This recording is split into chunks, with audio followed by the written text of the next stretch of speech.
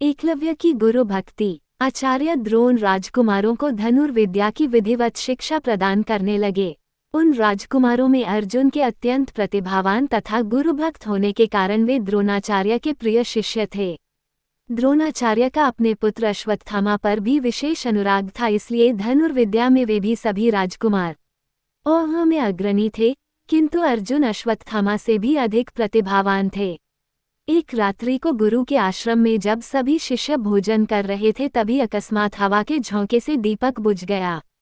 अर्जुन ने देखा अंधकार हो जाने पर भी भोजन के कौर को हाथ मुंह तक ले जाता है।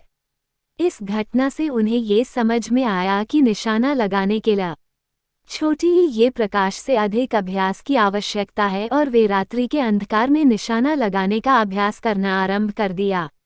गुरु द्रोण उनके इस प्रकार के अभ्यास से अत्यंत प्रसन्न हुए।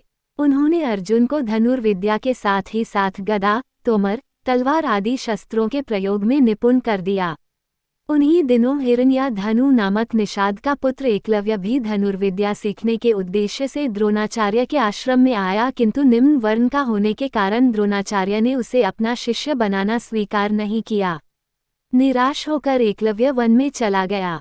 उसने द्रोणाचार्य की एक मूर्ति बनाई और उस मूर्ति को गुरु मान कर धनुर्विद्या का अभ्यास करने लगा। एकाग्रचित्त से साधना करते हुए अल्पकाल में ही वह धनुर्विद्या में अत्यंत निपुण हो गया। एक दिन सारे राजकुमार गुरु द्रोण के साथ आखेट के लिए उसी वन में गए जहां पर एकलव्य आश्रम बनाकर धनुर्विद्या का अभ्यास कर रहा था। राजकुमारों का कुत्ता भटक कर एकलव्य के आश्रम में आ पहुंचा। एकलव्य को देखकर वह भौंकने लगा। इससे क्रोधित होकर एकलव्य ने उस कुत्ते अपना बाण चला कर उसके मुंह को बाणों से भर दिया।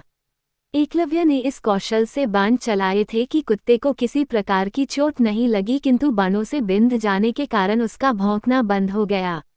कुत्ते के लौटने पर जब अर्जुन ने धनुर्विद्या के उस कौशल को देखा तो वे द्रोणाचार्य से बोले, हे गुरुदेव, इस कुत्ते के मुंह में जिस कौशल से बाण चलाए गए हैं उससे तो प्रतीत होता है कि यहाँ पर कोई मुझसे भी बड़ा धनुर्धर रहता है।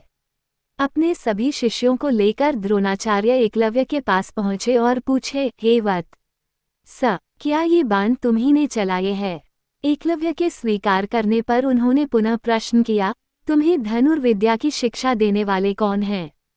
एकलव्य ने उत्तर दिया, गुरुदेव, मैंने तो आपको ही गुरु स्वीकार करके धनुर्विद्या सीखी है। इतना कहकर उसने द्रोणाचार्य की उनकी मूर्ति के समक्ष ले जाकर खड़ा कर दिया। द्रोणाचार्य नहीं चाहते थे कि कोई अर्जुन से बड़ा धनुर्धारी बन पाए।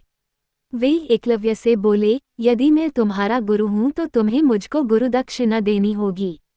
एकलव्य बोला, गुरुदेव, गुरुदक्षिणा के रूप में आप जो भी मांगेंगे मैं देने के लिए तैयार हूं। इस पर द्रोणाचार्य ने एकलव्य से गुरुदक्षिणा के बड़ी रूप में उसके दाहिने हाथ के अंगूठे की मांग की। एकलव्य ने सहर्ष अपना अंगूठा दे दिया। इस प्रकार एकलव्य अपने हाथ से धनुष चलाने में असमर्थ हो गया तो अपने पैरों से धनुष चलाने का अभ्यास करना आरंभ कर दिया।